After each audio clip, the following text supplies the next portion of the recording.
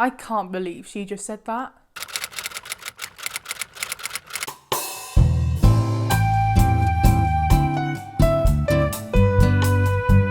For some writers, writing dialogue is the easiest thing in the world, but for others who find maybe structure and the plot a little bit easier, dialogue is the bit where they become a little bit unstuck. Hello there, my name is Hannah Kennedy. I'm a scriptwriter based in the UK. I'm currently doing an MFA in writing for stage and broadcast media. I've had short plays performed across the UK and online. I was a quarter-finalist for the Killer Shorts competition, and fingers crossed if COVID allows it, I'll be having my first full-length debut in London this coming year.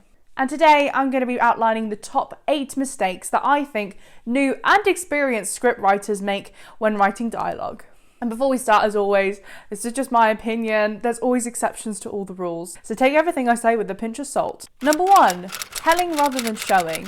If you've ever written anything, you've probably heard this phrase, show, don't tell. Sometimes this can be really hard when what you're writing is really dialogue focused. But show rather than tell doesn't have to mean showing an image rather than a character speaking. In fact, you can use the dialogue to show instead of tell. Rather than having a character say, I love you, think of the ways that they can show another character that they love them. Perhaps character A remembers character B's coffee order to the very last sugar granule.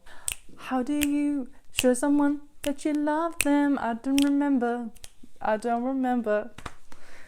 How else would you show rather than tell? The language that character A uses with character B is probably a lot more empathetic, a lot more warm, and you can use contrast as a really good way of showing how a character's really feeling. Perhaps introduce a scenario where your character can have a conversation with someone they're a bit indifferent to, and then the audience can see the difference between talking to someone that they don't really care about and someone that they really love. And then you never have to tell the audience, I love X or I love Y. Number 2, not doing your research properly. This can be a massive faux pas in anything that you're writing, but specifically with dialogue, it becomes really noticeable for an audience very early on if you've not done your research properly. Everyone has seen a film that's supposedly for the kids, and none of the characters actually speak like real teenagers. If you're going to write a scene about a group of people that you don't specifically identify with, or you have a character that's nothing like you, take the time to research how that character would speak.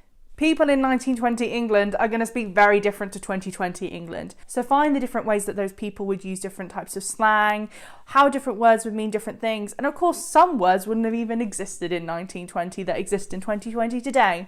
And this doesn't just apply to different time periods or different ages. If you're someone from England writing a scene based in the US, then you're going to have to make sure you do your correct research. Everybody knows that cookie means 2 different things. Biscuit is the correct word. I hate to break it to all you US watchers.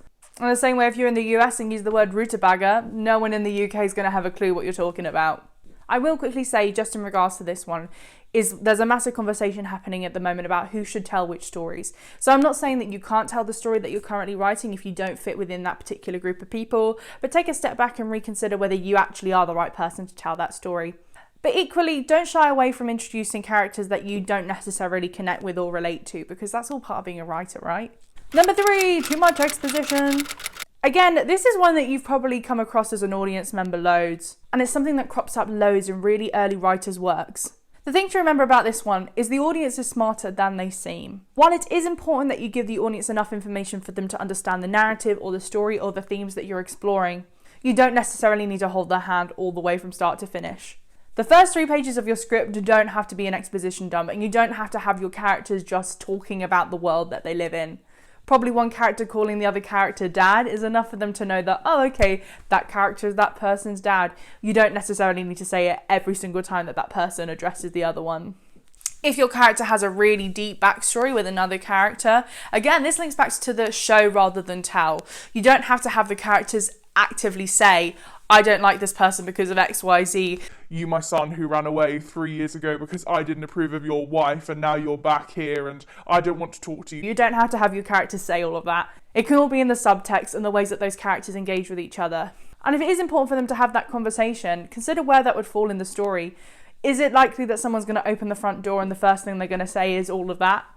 Consider whether there's a character in your story who has the same understanding of the situation as the audience, and perhaps use them as a lens for the audience to catch up on any information that they need, without it feeling like I am now going to say something purely for the benefit of the audience rather than something that I as a character would actually say. Number 4, writing dialogue that doesn't feel real. This can often link into a lot of the other stuff that we've already spoken about. If a character is exposition dumping, if your characters aren't well researched enough, then of course the characters aren't going to feel real and authentic. But there are some things that you as a writer can do. If you've already got all of that down and you still feel like the dialogue doesn't feel real and it feels like it's completely staged and it doesn't sound like a real person, have a little think about the way that we as human beings speak. Human beings repeat themselves, they interrupt each other, they stutter, they trail off, they stop mid-sentence just for no reason. They lose their train of thought. A really good way for you to get a good understanding of how people speak is to watch things on YouTube where people are just going out their everyday life, vlogging, chatting to each other.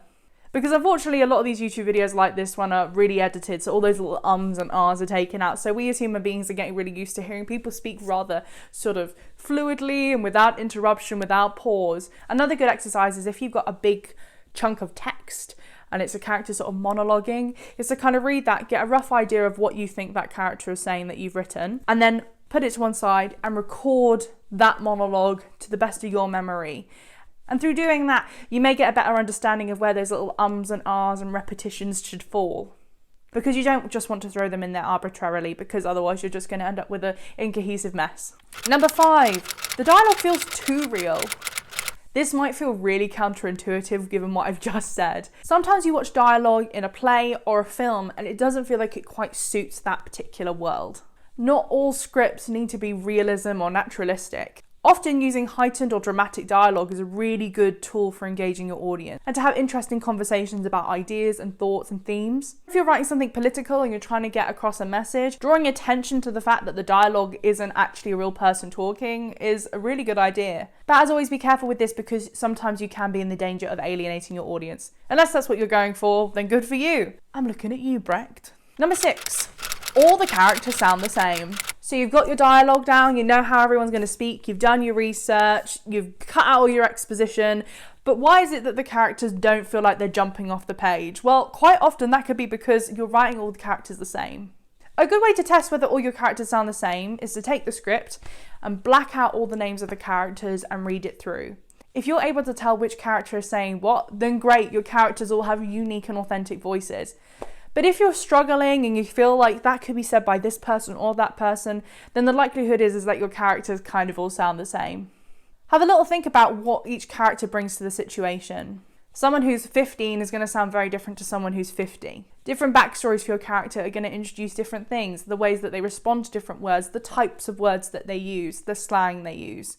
And bringing back what we were saying earlier about things like repetition or trailing off, maybe one of your characters has a little bit of a habit of never really finishing their sentences, and that's something that you can incorporate into one of your characters. Perhaps another one of your characters is a little bit of a potty mouth and another one would never swear ever.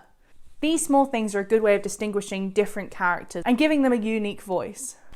Number 7, your characters are talking about nothing. You might have the best plot in the world, but if you start the first 3 pages of your characters just saying, hey, hello, how are you? What's the weather like? Your audience have immediately switched off. And yes, I've heard the argument many times and I've been the person arguing this, but hey, this is a naturalistic play. This is how people talk. And yeah, people do talk like that. But have a little think about what that is actually adding to the work that you're creating. If your little hi, hello, how are you, what's life like is a commentary on the kind of the mundaneness of ordinary life, then great, leave it in there. But make sure you are actually saying something with actually saying nothing. And this is not the same thing as characters talking about nothing while underneath there's something else going on.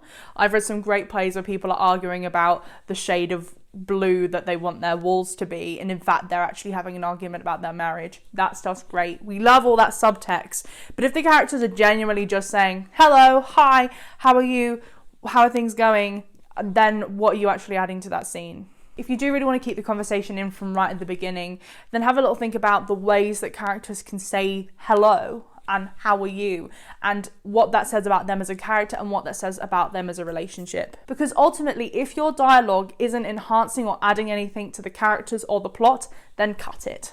And I know this is easier said than done. I've had some dialogue that I've absolutely loved and I think is really beautiful, but ultimately it wasn't actually adding anything to the scene, to the characters, to the themes, to the plot. And if it's not doing any of that, then why is it even in the script? Save it for a project where that dialogue is really going to add something. On my phone, my notes are full of dialogue that I love and I would love to use, but I'm yet to find the right project for it. Don't just bung it in anywhere. And number 8, choosing dialogue when action would be better. This is a really hard one to navigate. Writers seem to be a little bit scared of action. Hello there, Editor Hannah here. I've realised that using the word action could possibly be a little bit confusing, given that action has many different meanings in the world of performing arts. And when I'm talking about action here, I'm basically talking about anything that isn't dialogue, so movement, the characters physically moving, silence. And I know that you can action dialogue, but just know when I'm talking about action here, I'm talking about like anything that's not dialogue that a character can do. And stage directions. But using action can be incredibly, incredibly powerful. I've seen scenes where no one has said anything and it makes the hairs on the backs of your neck stand up. Someone is mowing their grass. Someone is mowing their grass. People always mow their grass when they're trying to record things. What was I saying? But when I'm talking about action here, I'm talking about the characters actively choosing to perform an action rather than to speak. And sometimes that action can be silence. Sometimes it can be choosing to turn and walk away. And this can lead really nicely into the idea of showing rather than telling. If a character really wants to say, I love you, is there a way that they can engage in an action which is going to say that far better than words ever could? If you want to explore action in your scenes, a good exercise is to take a scene and rewrite it without any dialogue. Replace all the dialogue with action. Obviously, that's probably not going to stay in. You might find 1 or 2 actions there that feel better than the original dialogue that you've written. It's all to do with exploring, and a lot of these exercises are going to be things that you throw away ultimately and you bin. But every now and then you'll find this gem and you'll go, yes, that is far better than any dialogue that I could have ever written.